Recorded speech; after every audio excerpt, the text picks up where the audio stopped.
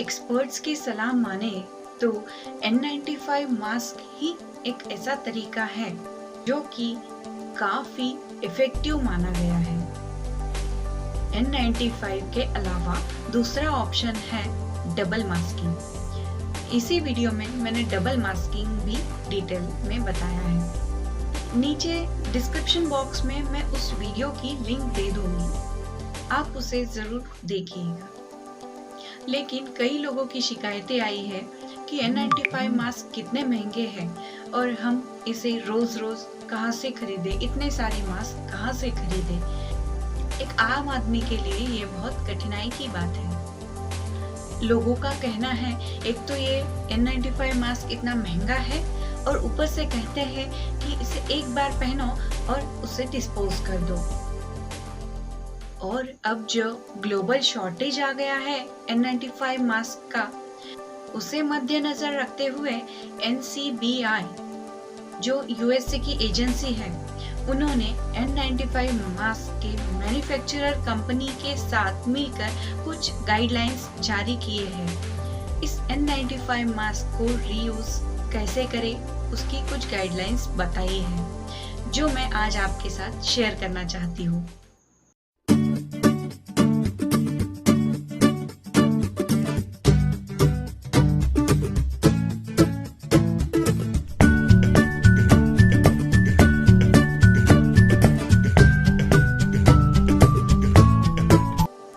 वैसे देखा जाए तो N95 मास्क का रीयूज नहीं किया जाता, पर अगर हमारे पास क्राइसिस है, इस पैंडेमिक में अगर मास्क का शॉर्टेज हो रहा है, तो NCBI ने कुछ ऐसे गाइडलाइंस जारी किए हैं कि हम उस N95 मास्क को रीयूज कर सकते हैं।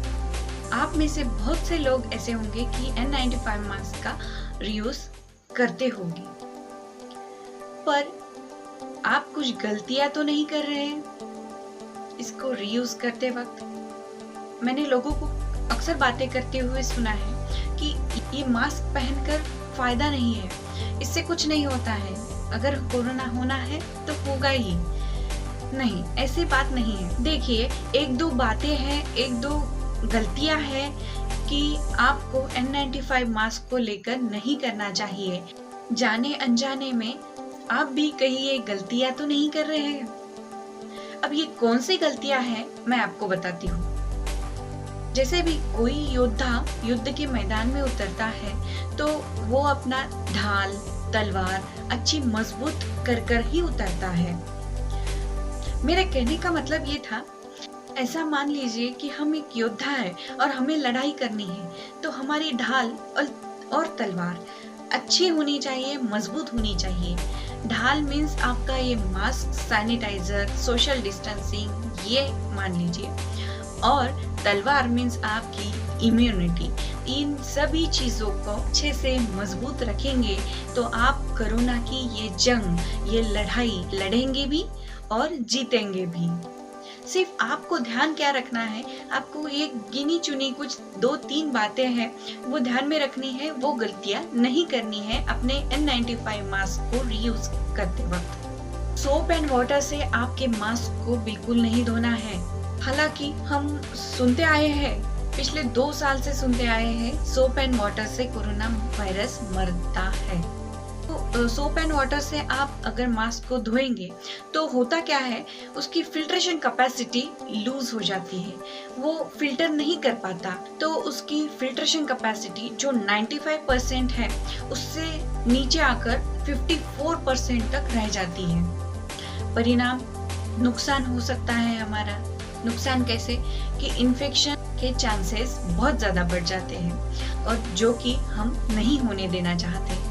हाँ, अगर आपके पास कोई चारा नहीं रह जाता है तो आप उसे साफ करिए, पर जितना हो सके उतना अवॉइड करने की कोशिश कीजिए। दूसरी बात मैं यहाँ पे ये बताना चाहती हूँ कि अगर आप सोच रहे हैं कि अल्कोहल बेस्ड लिक्विड या डिसइंफेक्टेंट या सैनिटाइजर, अगर आप N95 मास्क को उससे डिसइंफेक्ट करने की सोच रहे हैं तो आप रुक जाइए। क्या होता है, मास्क की फिल्ट्रेशन कैपेसिटी कम हो जाती है। जैसे कि मैंने पहले बताया, सोप एंड वाटर से भी उसकी जो 95% फिल्ट्रेशन कैपेसिटी थी वो नीचे आकर 54 तक रह गई। और जब आप अल्कोहल सैनिटाइजर से डिसइंफेक्ट करने की कोशिश करेंगे तो फिर भी उसकी फिल्ट्रेशन कैपेसिटी कुछ 67% तक आकर रह जाती है, जो कि फिर से हमें नुकसान करा सकता है। और फिर हम मास्क को ही दोष देते हैं। ये बहुत ज़्यादा बेसिक चीज़ें हैं, पर बहुत ध्यान देने वाली बात है। हमेशा ये गलतियों को ध्यान में रखें। अगर आप N95 मास्क को रीयूज करना चाहते हैं तो ये गलती बिल्कुल मत कीजिए। ये दोनों गलतियाँ आपके लिए बहुत नुकसानदायी रह सकती है।